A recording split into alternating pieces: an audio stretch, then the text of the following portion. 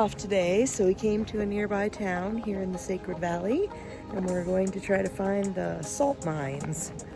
See if we can check them out today. We're gonna have about a 40-minute walk through this beautiful countryside to the salt mines. This is where we get the saying, the grass is always greener on the other side of the guardrail. Huh, donkey. See more plants here that look like something out of a Dr. Seuss book. So cool. Here we got a 6-kilometer walk to the Salineras salt flats.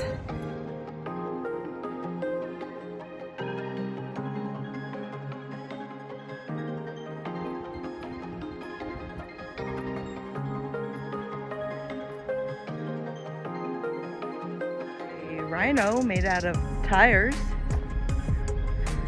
for no apparent reason. It's not like they have rhinos here. And some llamas. Hi guys. They're not afraid of people, that's for sure.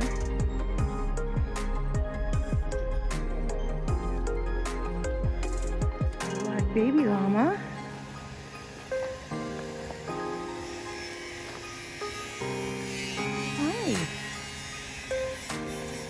Can you get up? Hello.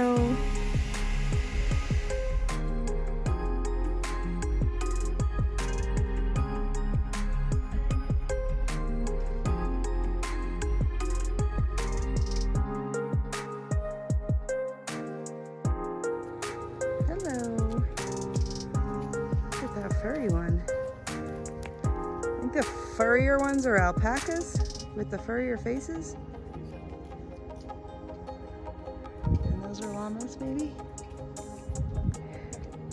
You're just standing in the mud, huh?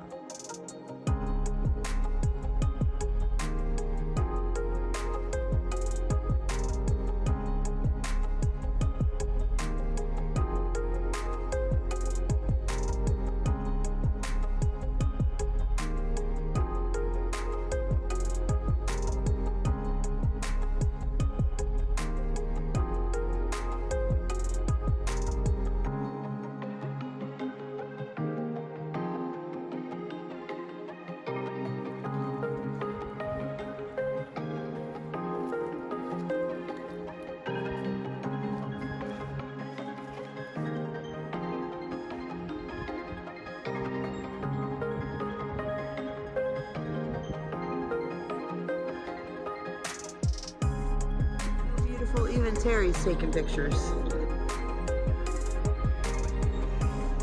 Got the warm valley here. We're still at 10,000 feet, and then you got snow-capped mountains behind the clouds there, or glacier-capped mountains probably. Into our entrance. Paid our $6 to get in, and now we have to walk another 25 minutes or so to the actual entrance. But we're close. Steep shortcut.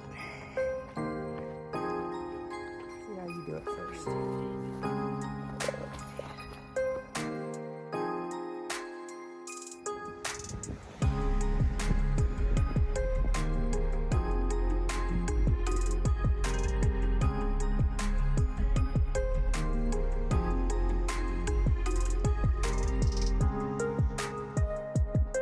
Walk all the way down around there to the entrance.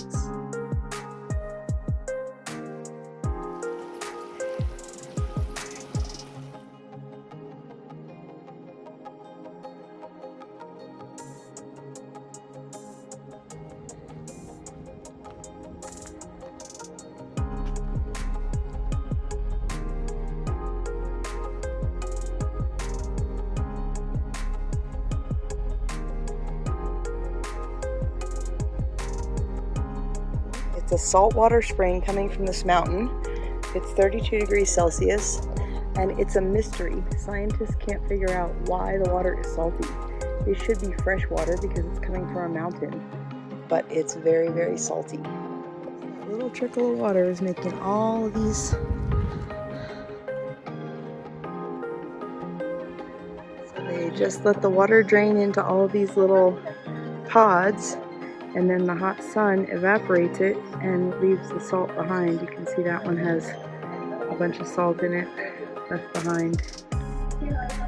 And you scoop it out.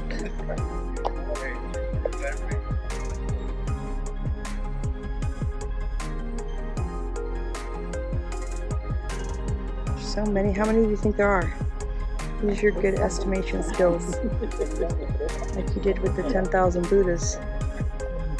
7,612. There was a god who had 4 sons and 4 daughters, and they were also married to each other. And one of them was stronger than the others. His brothers were afraid of him because of his power, captured him in a cave, and then because of their traición, then he started crying tears of salty tears, making these ponds closer to 4,000, they said. They are filled with water up to about 5 centimeters high. Every 3 days it's filled with water, and then the sun evaporates it and it crystallizes into salt on the surface, and then when it gets heavier it falls to the bottom, and then they repeat that cycle every 3 days until a monthly harvest, when the salt is about 4 centimeters high. They can extract between 150 and 200 kilos from each well or each mine. It's made into grains manually to dry for 7 days. It's put into sacks and transferred to storage places where it's processed for commercial use. Its crystals are a pink, clear color.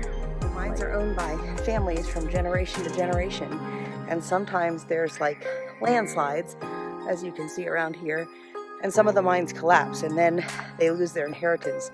Like recently, the guy was saying that a family came to check on their 3 mines that they owned, and a mudslide or something had washed them away, so now they have no mines, so they have to figure out another way to make a living.